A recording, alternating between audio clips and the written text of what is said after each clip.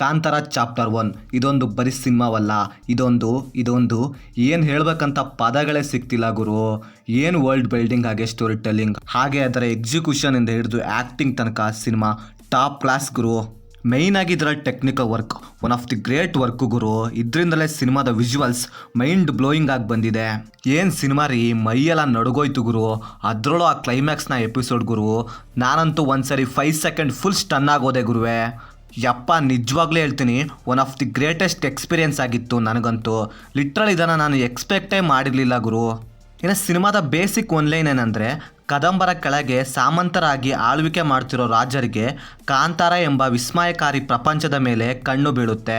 And ಕಾಂತಾರದಲ್ಲಿ ಇರೋ ಒಂದು ವಿಸ್ಮಯಕಾರಿ ವಸ್ತು ಬೇಕಾಗಿರುತ್ತೆ. ಸೊ ಅಂಥದ್ದು ಆ ಕಾಂತಾರದಲ್ಲಿ ಏನಿದೆ ಅನ್ನೋದೇ ಸಿನಿಮಾದ ಮೇನ್ ಸ್ಟೋರಿ. ಇನ್ನು ಸಿನಿಮಾದಲ್ಲಿ ನನಗೆ ಪಾಸಿಟಿವ್ ಅನಿಸಿದ್ದಂದರೆ ಇದರ ವರ್ಲ್ಡ್ ಬಿಲ್ಡಿಂಗ್ ಹಾಗೆ ಸ್ಟೋರಿ ಟೆಲ್ಲಿಂಗ್ ತುಂಬ ಸ್ಟ್ರಾಂಗ್ ಆಗಿ ಬರ್ಕೊಂಡು ಹಾಗೆ ಅದನ್ನು ಪ್ರಾಪರಾಗಿ ಎಕ್ಸಿಕ್ಯೂಷನ್ ಮಾಡಿದ್ದಾರೆ. ಹಾಗೆ ಸಿನಿಮಾದಲ್ಲಿ ಹಾರರ್ ಜೊತೆ ಮಿಸ್ಟ್ರಿನ ತುಂಬ ಚೆನ್ನಾಗಿ ಬ್ಲೆಂಡ್ ಮಾಡಿ ಎಕ್ಸಿಕ್ಯೂಟ್ ಮಾಡಿದ್ದಾರೆ. ಆ್ಯಂಡ್ ಅದು ಸಿನಿಮಾದಲ್ಲಿ ತುಂಬ ಸಖತ್ತಾಗಿ ವರ್ಕ್ ಆಯಿತು ಗುರು. ಇನ್ನು ಇದರ ಮೊದಲ ಅರ್ಧನ ಪ್ರಾಪರಾಗಿ ಸ್ಟೋರಿ ಸೆಟಪ್ಗೆ ಹಾಗೆ ಆ ಕಾಂತಾರ ಜಗತ್ತನ್ನು ಎಕ್ಸ್ಪೀರಿಯನ್ಸ್ ಮಾಡಿಸಿದ್ರು. ಹಾಗೆ ಸೆಕೆಂಡ್ ಹಾಫ್ನಲ್ಲಿ ಬರ್ತವೆ ಗುರು ಸೀನ್ಸ್ಗಳು, ಒಂದ್ರ ನಂತರ ಇನ್ನೊಂದು ಬರ್ತಾನೆ ಇರ್ತವೆ. Literally ನಡ್ಕ ಉಡ್ಸ್ಬಿಡುತ್ತೆ Guru. ಆ್ಯಂಡ್ ಇಲ್ಲೇ ನೋಡಿ, ಪರ್ಫಾರ್ಮೆನ್ಸ್ ಮಾತ್ರ ಆನ್ ಪೀಕಲ್ಲಿ ಹೋಗಿ ನಿಲ್ಲುತ್ತೆ. ನೆಕ್ಸ್ಟ್ ಲೆವೆಲ್ ಪರ್ಫಾರ್ಮೆನ್ಸ್ ಗುರು, ಚಿಂದಿ ಆಗಿರುತ್ತೆ ಗುರು ಪರ್ಫಾರ್ಮೆನ್ಸ್ ಮಾತ್ರ. ಶೆಟ್ರು ಅವರ ಡೆಡಿಕೇಶನ್ ಏನು ಅಂತ ಈ ಸೀನ್ಸ್ಗಳಲ್ಲಿ ಎದ್ದು ಕಾಣುತ್ತೆ ಗುರು. ಈ ಸೀನ್ಸ್ಗಳನ್ನು ಇವರು ಶೂಟ್ ಮಾಡಬೇಕಾದ್ರೆ ಹಾಕಿರೋ ಎಫರ್ಟ್ ಮಾತ್ರ ನೆಕ್ಸ್ಟ್ ಲೆವೆಲ್ ಗುರು. ಈ ರೀತಿ ಆ್ಯಕ್ಟ್ ಮಾಡೋಕ್ಕೆ ಇವರಿಂದಲೇ ಸಾಧ್ಯ ಗುರುವೆ. ನಿಜವಾಗ್ಲೂ ಒಂದ್ಸರಿ ಸಿನಿಮಾ ನೋಡ್ತಿರುವಾಗ ಮೈ ಮೇಲೆ ನಿಜವಾದ ದೈವ ಬಂದಿದೆ ಅನಿಸ್ಬಿಡುತ್ತೆ. ಅಷ್ಟು ನ್ಯಾಚುರಲ್ ಆಗಿತ್ತು ಅವರ ಆ್ಯಕ್ಟಿಂಗ್ ಪರ್ಫಾರ್ಮೆನ್ಸ್. ಇನ್ನು ಸಿನಿಮಾದ ವಿಜುವಲ್ಸ್ ನಾನು ನೋಡಿದ ಹಾಗೆ ಕನ್ನಡ ಫಿಲಮ್ ಇಂಡಸ್ಟ್ರಿಯಲ್ಲಿ ಬಂದ one of the greatest visuals ಗುರು ಇದು. ಇನ್ನು ಸಿನಿಮಾದಲ್ಲಿ ಒಂದೊಂದು ಫ್ರೇಮ್ ಬಂದಿದೆ ಗುರು, ತುಂಬ ಸ್ಟನ್ನಿಂಗ್ ಆಗಿದೆ ಗುರು. ಇನ್ನು ಸಿನಿಮಾದಲ್ಲಿ VFXನ ಯಾವ ರೀತಿ ಯೂಸ್ ಮಾಡ್ಕೊಂಡಿದ್ದಾರೆ ಅಂದರೆ, ಇಲ್ಲಿ VFXನ ಯೂಸ್ ಮಾಡ್ಕೊಂಡಿದ್ದಾರೆ ಅಂತ ಗೊತ್ತಾಗೋದೇ ಇಲ್ಲ ಗುರು. ಇನ್ನು ಸಿನಿಮಾದಲ್ಲಿ ಕ್ವಾಲಿಟಿ ವೈಸ್ ಎಲ್ಲೂ ಕೂಡ ಕಾಂಪ್ರಮೈಸ್ ಆಗೇ ಇಲ್ಲ ಗುರು.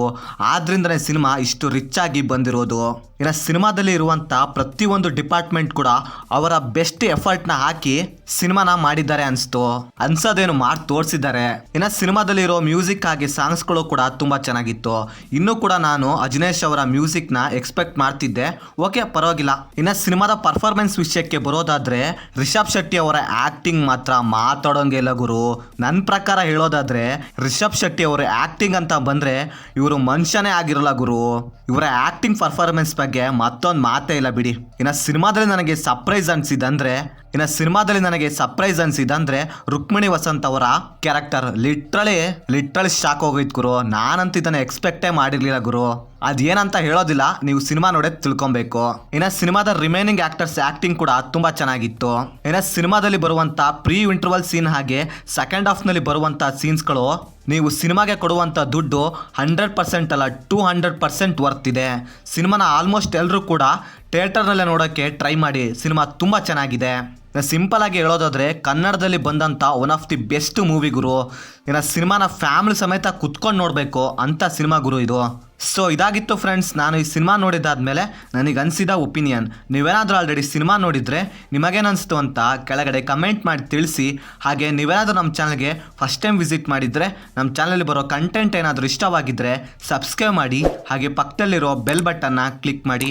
ಮತ್ತೆ ಬೇರೆ ವಿಡಿಯೋದೊಂದಿಗೆ ಆದಷ್ಟು ಬೇಗ ಸಿಗುವ. By friends.